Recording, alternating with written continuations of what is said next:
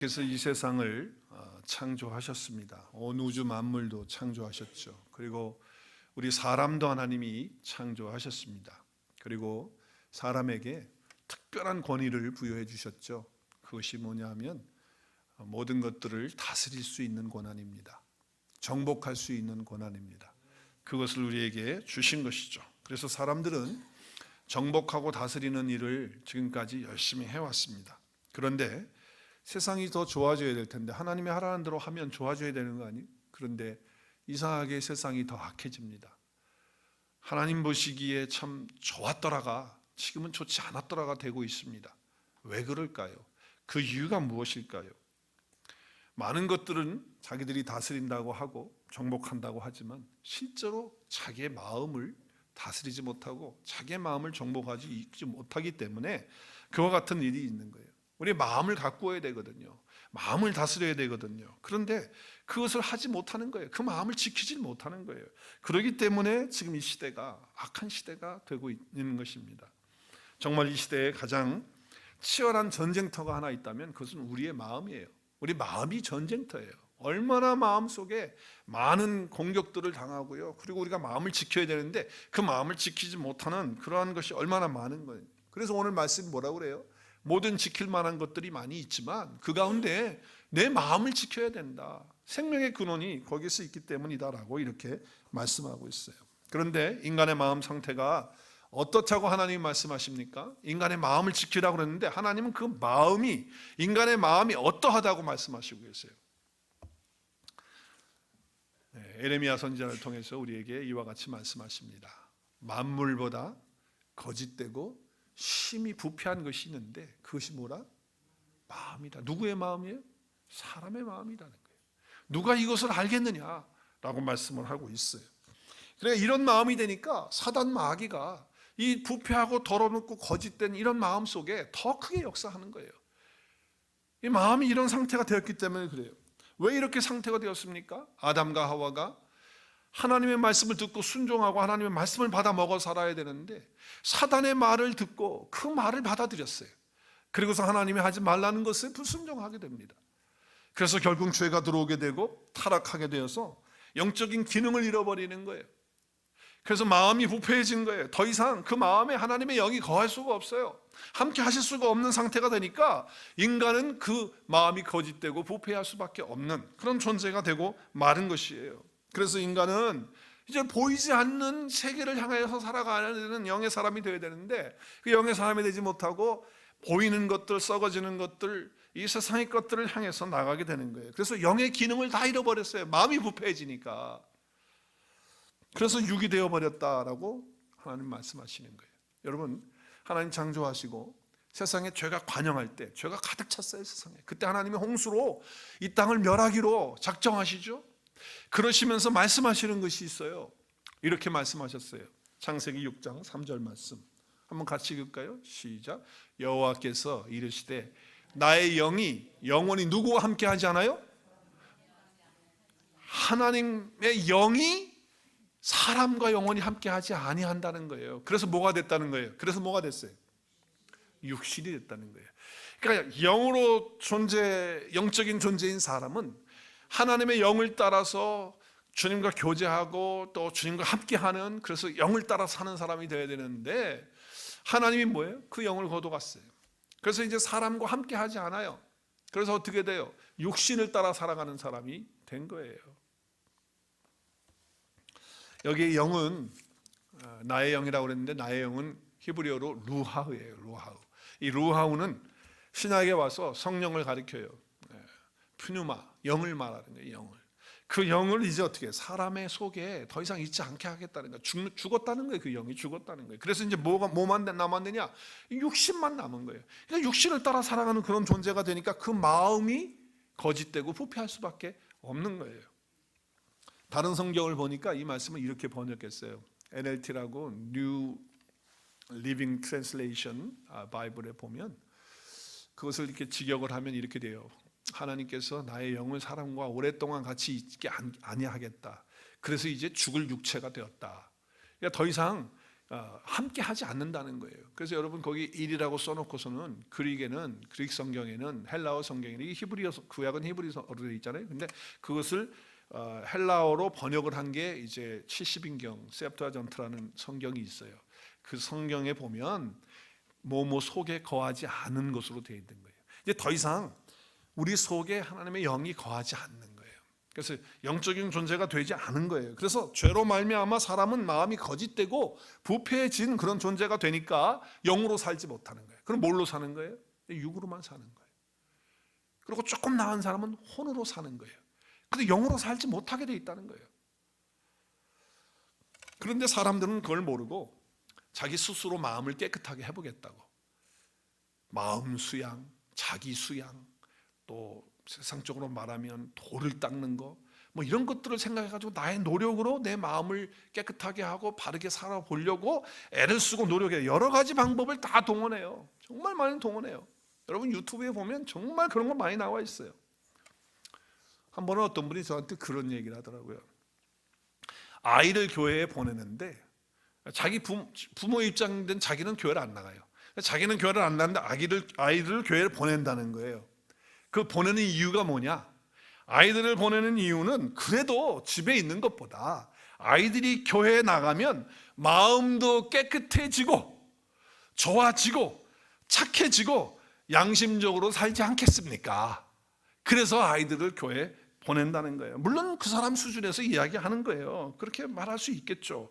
그런데 오늘날 그리스도인들 중에도 교회를 다니면서 예수를 믿는다고 하는 사람들도 교회에 나가서 예배 드리면서 마음을 깨끗하게 하고 마음 수양을 해가지고 양심적으로 더 살고 깨끗하게 살고 착하게 살고, 그래서 마음의 수양을 하고 돌을 닦는 걸로 생각해서 예배를 드리러 오시는 분들이 있단 말이에요. 그래서 예배를 드리고 오면 뭔가 마음이 편안해지는 것 같아. 마음속에 막 화가 있었는데 예배를 드리면서 나의 분노가 조절이 되고, 그리고 삭히는 마음을 갖게 되고 마음을 또 비우게 되니까 마음도 캄다운 알죠? 캄다운 되는 것 같고, 그래 바로 이런 것이 뭐 은혜 받는 거지 뭐. 오늘 은혜 많이 받았다, 이렇게 생각하는 분들이 있어요. 혹 여러분 가운데 그런 거 있으십니까? 여러분 이건 다른 복음이에요. 복음 같은데 복음이 아니에요. 그걸 가르쳐서 유사복음이라고 그래요. 유사복음. 어떻게 보면 엄밀하게 따지면 이단이에요. 교회 나가서 예배 드리면서 마음 수양합니까? 마음을 비우는 겁니까? 그렇게 해서 하나님이 우리 마음 가운데 영으로 계실 수가 있어요? 내가 그렇게 노력해가지고 마음을 닦고 뭐 마음을 내려놓고 비우면 하나님의 영이 오는 겁니까? 우리의 마음은 이미 하나님 뭐라고 선언하고 있습니까? 거짓되다. 우리의 마음은 어떻다고 말합니까? 부패했다, 썩었다. 너희들 스스로는 할 수가 없다. 그 얘기를 하나님이 선언하셨거든요. 그런데 사람은 자기 노력으로 착하게 살겠다, 마음을 비우고 깨끗하게 살아보겠다, 양식껏 살아보겠다, 이렇게 말해요. 근데 이미 하나님의 영이 그 속에서 떠났는데, 그래서 육밖에 남지 않았는데 안 된단 말이에요. 그런데 그것을 교회를 다니면서 예수 믿으면서도 그런 방법으로 하려고 한단 말이에요. 예수님은 이렇게 말씀하셨어요. 우리의 마음이 썩고 부패하고 거짓되기 때문에 우리 인간 스스로는 도저히 그 마음을 고칠 수가 없어요. 그리고 새롭게 할 수가 없어요. 그리고 그 마음이 더러워졌기 때문에 하나님 만날 수가 없어요. 그리고 그 영이 떠났어요. 함께 하지 않아요. 그래서 영의 사람이 아니고 육의 사람으로 밖에는 없는 거예요. 그렇죠? 그래서 예수님은 이렇게 말씀하셨어요. 사람이 물과 성령으로, 시작, 물과 성령으로 거듭나죠. 다시 나야 돼. 죽었단 말이에요. 영이 떠났단 말이에요. 죽었단 말이에요. 그 다시 태어나서 살지 않으면 안 된다는 거예요. 니고데모가 하루는 찾아왔잖아요. 예수님 찾아와가지고서 하나님 나라를 어떻게 볼 수 있습니까? 야, 하나님의 나라? 거듭나야 볼 수 있지. 물과 성령으로 거듭나지 않으면 하나님 나라 들어갈 수 없어. 여러분, 여기 물은 말씀을 가리키는 거예요. 물은 뭐 그냥 물 뿌리는 그런 물 말하는 게 아니에요. 성령은 하나님의 영이죠. 그러니까 말씀과 성령이 아니고서는 거듭날 수가 없어요. 그 6절에 보면 뭐라고 말해요? 우리는 지금 하나님의 영이 떠나는 순간 어떤 존재가 돼요? 육으로 밖에는 존재가 안 되는 거예요. 그러니까 육으로 난 것은 육밖에 안 되는 거예요. 육으로 행하는 모든 것은 육이라는 거예요. 영으로 나는 것은 영으로 나는 거예요. 그러니까 나지 아니하고 내가 노력을 해가지고 내가 마음 닦아가지고 내가 마음 수양해가지고 뭘 하겠다? 천만에. 죽었다 깨도 안 되죠.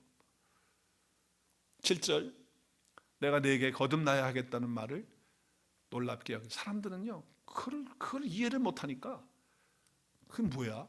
그게 뭐야? 이러는 거예요. 아니, 내가 착하게 살아야지 거듭나는 게 뭐야? 베드로전서에 보면 1장 23절에 보면 우리가 거듭난 것은 시작, 우리가 거듭난 것은 썩어질 씨로 된 것이 아니고 썩지 않을 씨로 됐으니, 썩지 않을 씨가 뭐냐? 살아있고 항상 있는 뭐예요? 하나님. 썩지 아니하고 항상 있는, 영원토록 변함이 없는 그 하나님의 말씀으로 우리가 어떻게 됐다? 우리가 어떻게 됐어요? 말씀으로 어떻게 됐다고요? 정신 차리셔야 되겠어요. 말씀으로 어떻게 됐어요? 우리가 거듭났어요. 아니, 성경 읽으시고도 지금 잘 대답을 천하게 못하세요? 하나님의 말씀으로, 살아있고 항상 있는 하나님의 말씀으로 우리가 어떻게 됐어요? 거듭났어요. 또 성령으로 우리가 거듭났어요. 그러니까 말씀으로 성령으로 거듭나지 아니하고는 하나님 나라 갈 수가 없고 영을 따라서 살 수가 없어요. 영이 살아야 영을 따라가 살죠. 예수님을 영접하는 순간 우리는 말씀과 성령으로 거듭나게 됩니다. 그러면서 우리의 마음은 어떻게 될까요? 깨끗하게 거듭나는 순간 마음이 정결하게 돼서 하나님을 볼 수 있도록, 그러면서 성령 하나님께서 우리 안에, 우리 영 안에 거하시면서 우리의 영이 살아나면서 육적인 존재로만 살았던 우리들이 영적인 존재로 새롭게 거듭나서 살아가게 되는 줄로 믿으시길 바랍니다. 그렇게 되지 아니하고서는요 우리가 영을 따라서 살아갈 수가 없어요. 그리고 우리가 마음을 지키는 건 불가능해요. 우리는 보여지는 세계만을 그게 다인 줄 알고 그것만 따라갑니다. 그리고 그것을 추구합니다. 그건 아직도 육적인 존재라고 하는 거예요. 그러나 우리가 보이지 않는 세계, 썩지 아니하는 것, 영원한 것, 그리고 영적인 존재라는 사실을 알게 되면, 그리고 그것을 체험하게 되고 말씀과 성령으로 거듭나게 되면 그것을 바라보고 살아가게 돼요. 그리고 그걸 누려요. 맛을 본단 말이에요. 그러니까 그 맛을 보니까 말하지 않을 수가 없어요. 그리고 그것이 나타나지 않을 수가 없어요. 삶 속에 그게 나타나요. 내가 말하는 것이나 행동하는 것이나, 그리고 내가 추구하는 것이나, 내가 가치관을 갖는 것이나, 이것들이 다 달라져요. 나도 알고 옆에 있는 사람도 알아요. 그걸 어떻게 숨길 수 있겠어요? 못 숨기는 거예요. 말씀과 성령으로 거듭난 그리스도인의 사람은 이제는 영적인 세계에 속해서 영을 움직이는 존재로 살아가는 거예요. 여러분, 하나님의 일에는요 순서가 있어요. 육이 먼저 돼가지고서 뭐 이렇게 되는 게 아니에요. 우리의 영이 거듭나는 순간, 우리의 영이 새로워지는 순간 우리의 혼이 바뀌어지고 우리의 육의 모든 존재들이 바꿔지는 줄로 믿으시길 바랍니다. 그림을 잠깐 볼까요? 우리 인간의 구조는요 정말 그 중심에 뭐가 있는 겁니까? 영이 있는 겁니다. 영이 빠져버리면 사람은 죽은 거예요. 근데 사람들은요 그냥 육만 남아있는 거예요. 육만 남아있어요. 그리고 그 안에 뭐 혼이 있어가지고 육하고 혼하고만 같이 이렇게 살아가는 거예요. 근데 많은 그리스도인들 중에서도 육과 혼으로만 신앙생활하는 사람들이 있단 말이에요.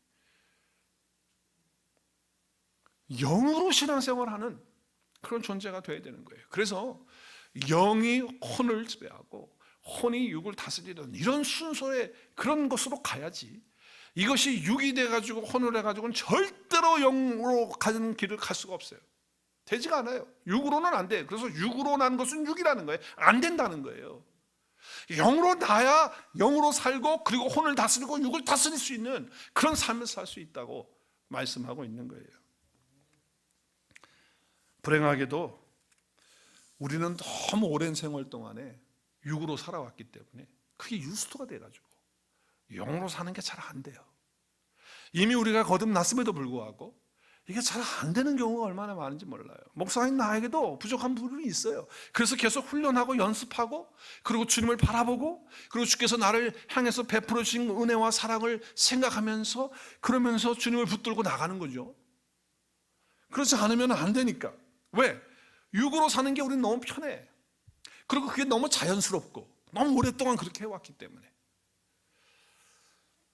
문제는 뭐냐면 그렇게 사는 것이 잘못된 것인지 모르는 거예요. 우리가 그리스도인이 됐다는 것은, 하나님의 자녀가 됐다는 것은, 성령으로 거듭났다는 것은 영으로 사는 것이거든요. 근데 그걸 모르는 거예요. 그 영으로 산다라고 얘기를 하면은 그게 뭐야? 이해가 안 되는 거예요. 그리고 설교가 어렵다고 그러는 거예요. 영으로 사는 설교를 하면.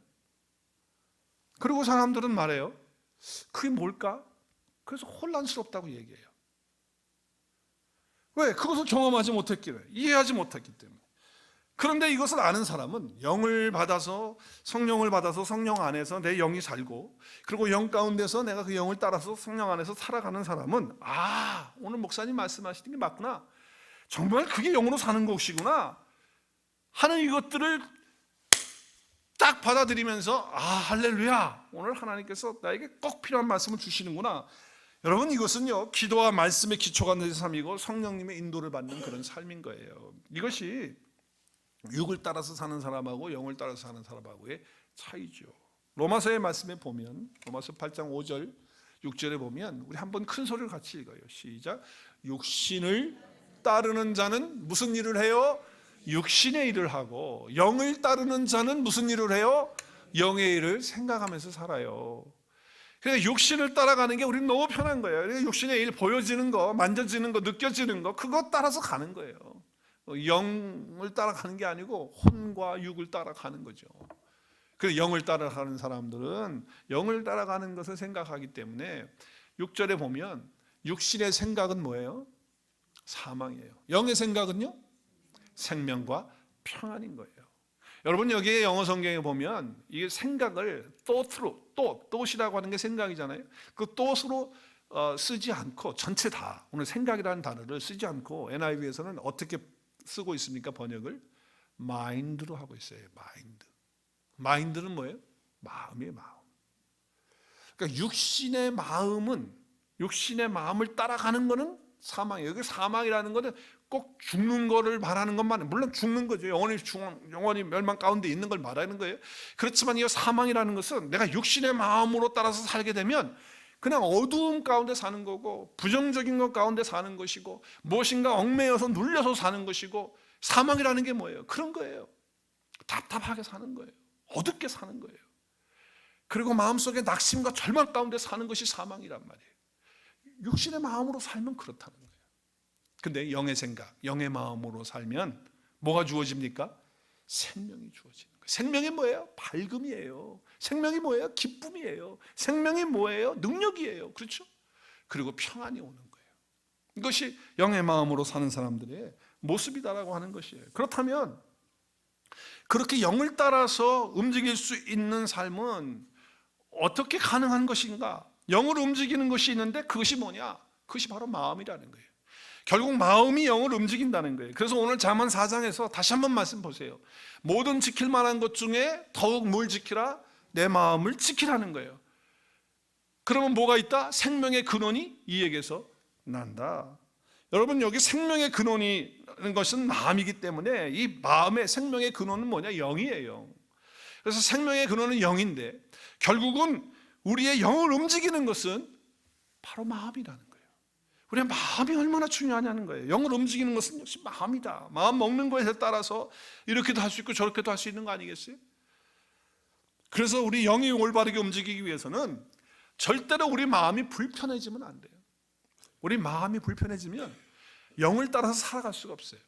내 마음이 막 지금 괴롭고 힘들고 두려움 속에, 염려 속에 서 있는데 어떻게 영을 따라서 갈 수 있겠어요? 어떻게 영적인 삶을 살 수가 있겠어요? 그게 안 되는 거예요. 그러니까 우리 마음속에 있는 그 불편함, 뭔가 찝찝하고 답답하고 막 괴로운 거, 이것이 해결이 돼야, 그래야 어떻게 해요? 영을 따라 살 수 있어요. 그럼 마음을 지키라는 거예요. 그래서 왜냐하면 영의 근원이, 생명의 근원이 거기에 있기 때문에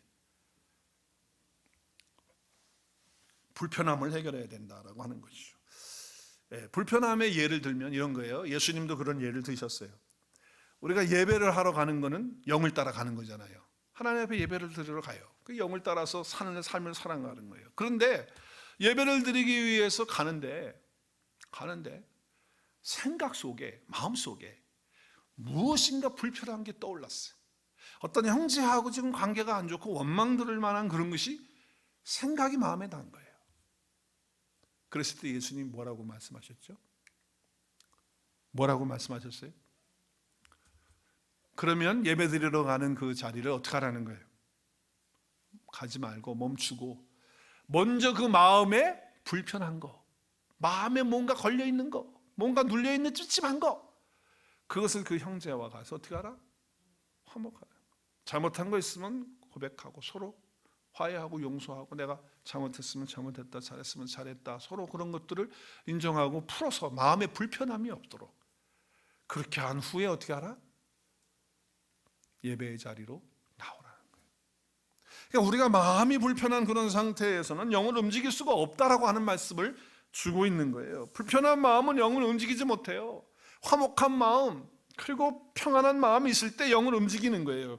그래서 우리 주님은 부활하신 후에 너희에게 평강이 있을지어다 이렇게 말씀을 하셨고, 부활하시기 전에 제자들에게 다락방 강화를 하시면서도 내가 너희에게 평안을 끼치고 평안을 주는데 그 평안은 세상이 주는 것 같지 않다.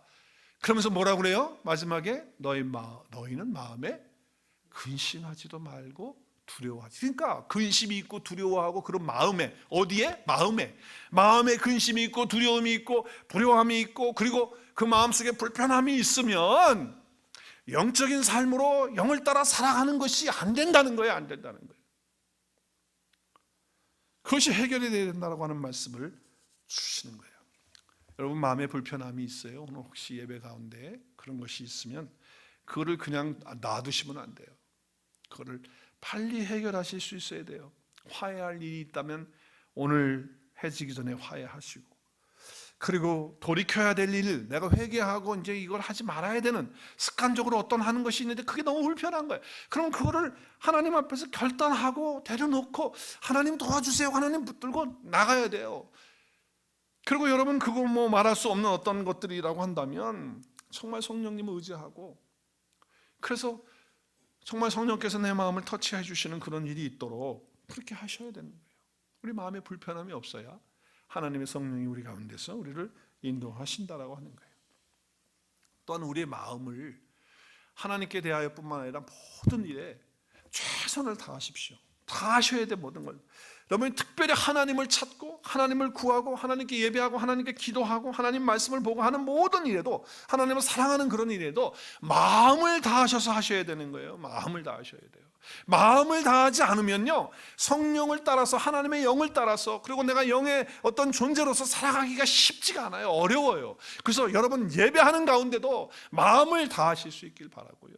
여러분이 어떤 삶의 현장에서 어떤 일을 하든지 간에 마음을 다하는 것이 필요한 거예요. 신명기 4장 29절에 보면 우리가 하나님을 찾게 될 때 어떻게 찾으라고 그럽니까? 그냥 찾지 않고 어떻게 찾아요? 마음을 다하고, 그리고요, 뜻을 다하여 하나님을 찾으면 어떻게 해요? 만나게 되는 거예요. 그러니까 영적인 삶을 살 수 있다는 거예요. 이런 갈망으로 정말 마음을 다하는 것이 필요해요. 마음을 다하는 거. 마음을 지키는 것은 바로 그거예요. 마음을 다하는 거예요. 우리가 하나님을 사랑하는 것도 마음을 다해서 하나님을 사랑하고 마음을 다해서 하나님을 섬겨야 된다는 거예요. 여러분, 절대로 억지로 하는 것이 되면 그때부터는 우리 영적인 삶에 아무런 유익이 없어요. 그리고 영으로 살기가 쉽지 않아요. 왜냐하면 마음이 우리 영을 움직이기 때문에 그래요. 그냥 억지로 오늘도 예배, 목사님 눈치 보여서 또 안 하면 또 신방 오는 거 아니야? 아유, 내가 신방 오는 것보다 내가 교회 나가는 게 낫지. 그리고서 저렇게 오늘 나왔다 그러면 영을 따라서 오늘 예배하지 못하는 거예요. 정말 우리 속에 마음을 다하는 그런 것이 하나님 앞에서 있어야 된다는 거예요. 그래야 하나님께서 우리의 마음 속에 역사하시고 인도하시는 거예요. 그러니까 여러분, 뭘 해도 마음을 다해서 직장 일을 하더라도 마음을 다해서 하실 수 있기를 바랍니다. 집에서 여러분 설거지하는 일, 청소하는 일을 한다 할지라도 마음을 다해서 하실 수 있기를 바랍니다. 특별히 교회에 오셔서 주의 일을 한다고 할 때, 여러분이 맡겨진 모든 일들을 할 때 정말 마음을 다해서 하나님께 하실 수 있기를 바라고요. 교회 와서도 주님을 섬기고 사람들을 대할 때도 마음을 다해서 하실 수 있길 바라요. 그때 우리의 영이 움직이기 시작하는 거예요. 우리 마음을 지키지 못하면 우리 영의 하나님의 역사가 우리 가운데 임하지 않아요. 오늘 셀 모임들을 이제 마지막 주이기 때문에 다 하실 텐데, 여러분 셀 모임 하실 때도 셀 리더가 그냥 계속 뭐 카톡 보내고 뭐 전화하고 그래서 그냥 오늘 바쁘고 그런데 짜증나게 무슨 셀 모임 벌써 왔어. 그냥 지겹네. 그냥 안 가면 또 안 가자니 또 셀 리더한테 좀 눈치 보이고 그러니까 눈치상 예의상 관계상 그냥 참석하자 그러지 마시고, 오늘 셀 모임이 있다면 셀 모임은 사모하고 마음을 다하고 마음을 다 담아서 셀 모임에 참석하면 하나님께서 여러분 가운데 영으로 충만하게 임재하셔서 셀 모임이 은혜가 충만한 셀 모임이 되고 여러분에게 감격의 시간이 될 줄로 믿습니다. 할렐루야. 그런 셀 모임이 돼야, 그런 셀 모임이 돼야지. 그런 예배가 되고 그런 섬김이 되고. 그냥 억지로 그냥 하게 되면 힘들어요. 제가 사역을 하면서 제가 가장 힘든 게 뭐냐면 이런 거예요. 교회에서 무슨 일을 하잖아요. 그러면 사역을 한다. 그러면 마음을 다해서 해야 되잖아요. 어찌 됐든지. 근데 그냥 하자고 하니까 마지 못해서 억지로 나와가지고 마음이 없어. 마음이. 몸은 나와서 뭐 한다고 하는데 마음이 없어. 그래가지고 보여. 그게 보여. 그러면요 정말요 한마디 하고 싶어요. 여기까지 모가지까지 올라와. 모가지까지. 무슨 말 하고 싶을까요? 집어치워 그따 이러려면 여기까지 와. 여기까지. 그렇지만 그 말 하면 다 시험 받아서 교회 안 나오니까 말은 못하고. 참 답답해요. 답답해요. 정말 소리치고 싶을 때가 있어요. 몸은 와서 뭘 한다고 하는데 함께 할 때 마음이 같이 서로 나도 마음을 다하고 저 사람도 마음을 다하고 할 때 얼마나 기쁘겠어요. 그런데 이제 일이 되기 위해서 어떻게 합니까? 우리는 그냥 꾹 참고 마음이 없는 사람도 서로 격려하고 또 할 수 있도록 이렇게 해가지고서 설득해가면서 이제 하도록 해요. 근데 그 일이 그렇게 해서 다 이루어졌다 하더라도요, 그 일은 그 사람에게 있어 영적인 일이 못 돼요. 하나님의 일을 했음에도 불구하고 자기에게 영적으로 또 영을 따라서 가는 그런 삶이 이루어지질 않아요. 왜? 마음을 다해서 하지 않았기 때문에. 우리가 어떤 일을 하든지 간에 마음을 다해서 하면 하나님께서 그것을 인정하시고 하나님이 그것을 서포트하고 지지해 주시는 줄로 믿으시길 바랍니다. 하나님이 그런 역사를 인정해 주시는 거예요. 우리가 주의 일을 할 때 특별히 자원하는 마음이 너무 중요해요. 자원하는 마음. 우리 모든 교회 사역은 다 자원이잖아요. 뭐 시켜서 하는 게 아니잖아요. 내가 마음이 기뻐서, 하나님이 나에게 주신 구원이 너무 감사해서, 하나님이 나에게 베풀어 주신 은혜가 너무 고맙고, 정말 어떻게 하면 주님의 앞에 조금이라도 더 주님의 그런 사랑의 빛을 갚는 그런 마음으로 하는 거 아니겠어요? 자원하는 마음으로. 그래서 하나님이 나에게 주신 구원의 기쁨을 날마다 회복하셔서 자원하는 마음으로 하도록 해달라고 다윗도 자기가 회개하면서 하나님께 그렇게 기도하잖아요. 다윗의 기도 한번 읽어볼까요? 시작. 주의 구원의 즐거움을 내게 회복시켜 주시고, 그 다음에 또 한 가지 회복시켜 달래. 시작. 자원하는 심령을 주사 나를 붙드소서. 자원하는 심령이 뭐예요? 자발적으로 주님을 위해서 살고 싶은 마음, 자발적으로 하고 싶은 그 마음을 자기에게 달라라고 하는 말씀을 하고 있는 거예요. 마음을 다하는 곳에는 놀라운 성령님의 임재하심이 있는 줄로 믿습니다. 왜냐하면 그곳에 하나님의 역사가 있기 때문에 그래요. 마음을 오늘 지키라고 말씀해요. 근데 특별히 마음이 두 마음이 되지 말도록 해야 돼요. 성경에는 그 두 마음에 대해서 얼마나 많은 말씀을 하는지 몰라요. 마음이 갈라지면 안 돼요. 마음이 나누어지면 안 되는 거예요. 하나님을 바라보는 거 한눈 있고, 또 다른 거 바라보는 거 한눈 있고, 그렇지 않습니까? 그렇게 되면요, 우리 영을 따라서 살아가지 못해요. 왜? 마음을 지키지 못하는 거예요. 저와 여러분은 이런 고백이 늘 있었으면 좋겠어요. 나는 하나님뿐입니다. 이렇게 고백을 했으면 좋겠어요. 할렐루야. 주님 한 분이면 충분합니다. 시작. 다른 것 없어도 괜찮습니다. 주님 한 분이면 충분합니다 라고 하는 그런 마음, 단 마음이죠. 단 마음. 한 마음이야. 한 마음. 갈라지지 않는 마음. 그 마음을 가야 돼. 그 영을 움직이는 그런 마음이 되어지는 것이죠. 자, 그러면 이 마음을 지키고 영을 지키는, 마음을 지키는 것을 해야 되는데, 그러면 영을 움직이기 위해서, 그러게 하기 위해서는 어떻게 해야 될까요? 우리가 부정적인 생각 하지 말아야 되죠. 마음을 지키는 그런 노력 필요해요. 그런 거 있어야 돼요. 근데 나의 노력에는 한계가 있다는 걸 우리가 늘 알잖아요. 안 된다는 걸 알잖아요. 그럼 정말 마음을 지킬 수 있는 것은 방법이 뭐냐? 오늘 잠언에서 그것을 가르쳐줘요. 그게 뭐냐면 지혜이신 예수 그리스도, 지혜이신 그분의 말씀을 똑바로 바라보고 눈을 떼지 말고 귀를 기울이고 그렇게 하라고 하는 말씀을 주고 있는 거예요. 물론 지금 잠언은 솔로몬이 자기 아들에게 하는 말씀이지만 하나님이 자기 자녀에게 주시는 영적인 말씀을 우리가 받는 거 아니겠어요? 하나님 말씀이기 때문에 우리 같이 한번 천천히 읽어볼까요? 오늘 본문의 말씀이에요. 20절에서 22절. 내 아들아 내 말에, 하나님의 말씀이 어떻게 하라? 주의해서 듣고, 그리고 내가 말하는 것에 어떻게 해요? 귀를 기울이라. 영적인 귀를 열어서 귀를 기울이라는 거예요. 마음을 정말 거기다 다 듣기를 원하는 마음으로 그렇게 하라는 거예요. 21절. 그것을, 여기 그것은 뭐냐면 지혜예요. 지혜는 뭐냐? 지혜는 예수 그리스도시고 그분의 말씀이잖아요. 그분의 말씀과 그 예수 그리스도를 내 눈에서 어떻게 해요? 초점을 잃지 말라는 거예요. 내 중심의 초점을 예수 그리스도에게로, 그분의 말씀에게로 눈이 떠나지 않도록, 거기서 떠이지 않도록 하라는 거예요. 그리고 내 마음속에 있는 것을 지키라는 거예요. 마음속에 있는 걸 지키라. 마음속에 지키라는, 그걸 지키라는 거예요. 그것을 얻은 자는, 지혜를 얻은 자, 예수 그리스도를 얻은 자는 생명이 되는 거예요. 예수님 얻으면 그 생명 얻는 거잖아요.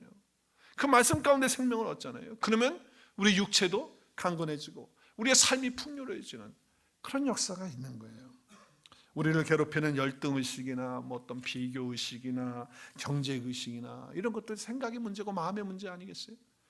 이런 것들 다 해결할 수 있는 비결은 뭐냐? 다른 거 없어요. 오늘 말씀 뭐예요? 마음은 생각과 연결되어지는 거기 때문에 내가 주님이 주시는 그 말씀에 정말 우리 영의 귀를 기울여서 마음을 다해서 그 말씀을 들으려고 하고, 내 마음을 다해서 하나님의 그 말씀과 예수 그리스도를 바라보는 그 영의 눈을 떼우지 말고 확인 집중해서 고정해서 보고, 그래서 내 안에 계시는 예수 그리스도를 통해서 생명을 누리고 우리의 육신도 강건해지는 그런 역사가 저와 여러분 삶 가운데 있어지기를 주의 이름으로 축복합니다. 우리 아무리 애써도 안 되기 때문에 우리 마음에다가 예수 그리스도의 은혜와 말씀과 그 사랑을 쌓아놓아야, 채워야 돼요. 그래서 예수님이 이런 말씀하세요. 마태복음 12장 35절입니다. 시작. 선한 사람은 그 쌓은 선에서 선한 것을 내고, 악한 사람은 그 쌓은 악에서 악한, 어디다가 쌓아놔요? 어디다가 선을 쌓고 어디다가 악을 쌓아요? 어디다가? 마음에다가. 내 마음 속에다가 선한 것이 뭡니까? 하나님과 그의 말씀이에요. 예수 그리스도예요. 예수 그리스도의 은혜예요. 그 복음이에요. 그 말씀이에요. 그 예수 그리스도를 계속 내 마음에 채우는 거예요. 쌓아놓는 거예요. 그러면 그것이 나올 수밖에 없다는 거예요. 그럼 내 마음이 지켜지는 거예요. 그러면 영을 따라 살아가는 삶이 되어진다는 거예요.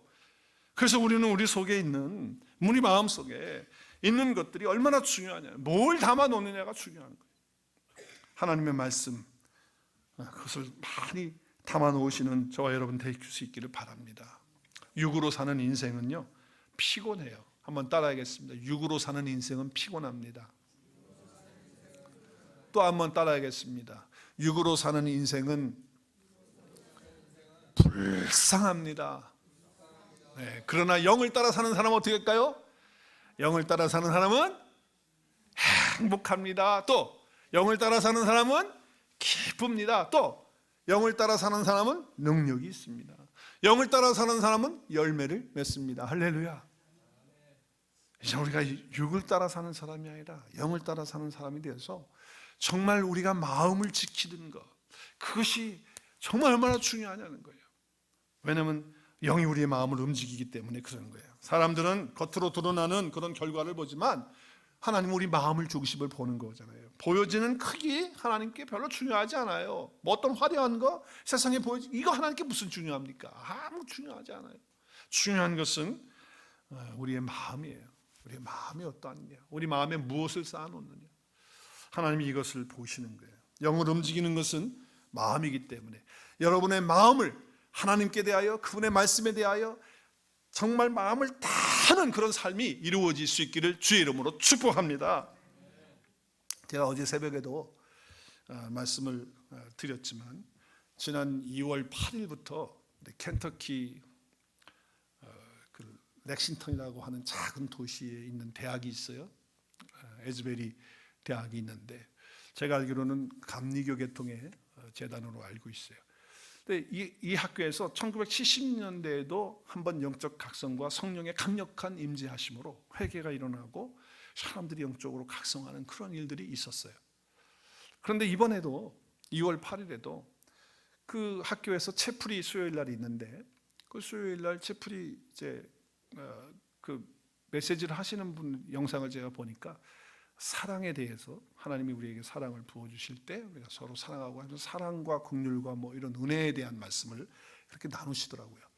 그러고 나서 이제 나가시고 조용하게 찬양팀들 와서 그냥 찬양팀도 뭐 화려한 찬양팀이 아니에요. 그냥 몇몇 학생들 와서 찬양을 하는 거예요. 그렇게 하고 축도를 하고 이제 마쳤기 때문에 다 이제 기숙사로 가고 집으로 가고 이제 돌아가야 되는데 한 30-40명 정도가 집에 안 가고 그냥 남아서 누가 시키는 것도 아니고 또 그렇게 하자고 뭐 약속한 것도 아니고 아무런 것도 아닌데 성령께서 각자의 마음속에 기도하고 싶은 마음을 주셔서 더 기도하게 하시고 더 성경 말씀 읽고 싶어하는 마음이 있어서 더 성경을 읽게 하시고 또 조용히 찬양하는 마음을 하나님 주셔서 또 조용히 찬양하는 마음을 주시고 그러면서 하나님께서 자기들이 잘못한 것들을 하나님 보여주시면서 회개의 역사가 일어나면서 그 젊은이들이니까 음란의 영 그 정욕을 이기지 못하고 음란한 그런 것들을 보고 막 그런 짓을 하고 한 것들에 대해서 막 회개를 앞에 나와서 물고 회개하면서 그렇게 막 나와서 회개하면서 이제 그렇게 하는 거예요.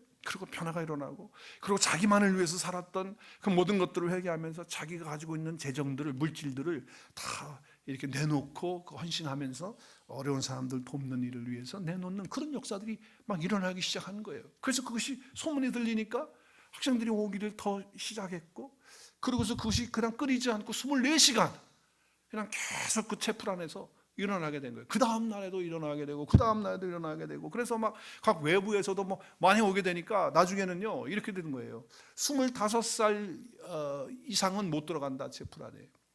25살 이하의 학생들만 들어간다. 그래가지고 이제 뭐 그렇게 제한도 하고 그랬다 그래요. 그래서 바깥에서 저렇게 그냥 모여가지고서 무릎 꿇고 누가 시키는 거 아니에요. 누가 주도하는 것도 없어요. 무슨 뭐 말씀을 잘하는 어떤 뭐 특별한 말씀 잘하는 목사님이 오셔서 설교한 것도 아니에요. 뭐 찬양팀을 화려하게 뭐 인도하고 뭐 악기를 잘 다루는 그런 사람들이 와서 한 것도 아니에요. 그냥 자유롭게 하는데 성령의 강력한 임재 가운데서 그냥 마음에 하나님이 주시는 음성들이 들려지고 회개의 역사가 일어나고 삶이 변화되어지고 그러면서 하나님께서 일으키시는 놀라운 그런 심령의 부흥의 역사가 그곳에서 시작해서 주변의 대학까지 번져나가기 시작한 거예요. 그래서 학생들이니까 공부해야 되잖아요.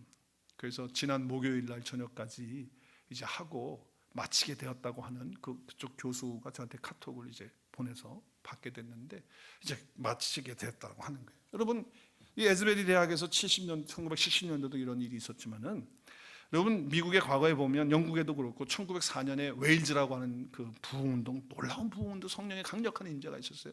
미국의 캘리포니아에 여러분 아주사라는 데인데 거기 아주사의 성령의 각성 운동의 역사가 충만하게 나타나고 능력이 나타났던 그런 때가 있잖아요.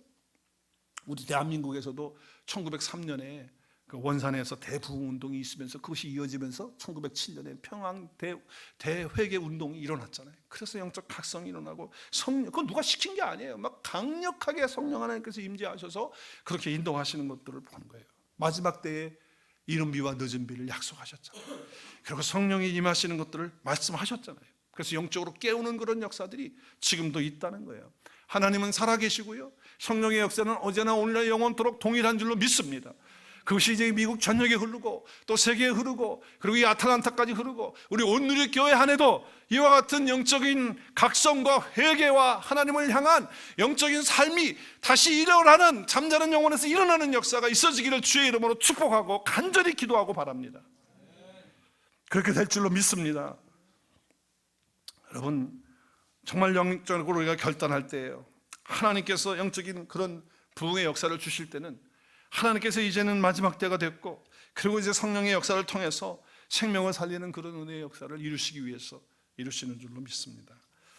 에즈베리 대학의 그 총장님의 말씀에 의하면 주님의 그 강력한 임재 현장 가운데서 하나님께서 특별히 야고보서 3장 17절의 그 말씀을 통해 가지고서는 은혜를 받고 또 누렸다고 하는 그런 고백을 제가 들었어요. 야고보서 3장 17절 한번 읽어볼까요? 오직 위로부터 난 지혜는 첫째 뭐예요? 성결하고, 그 다음에는 뭐예요?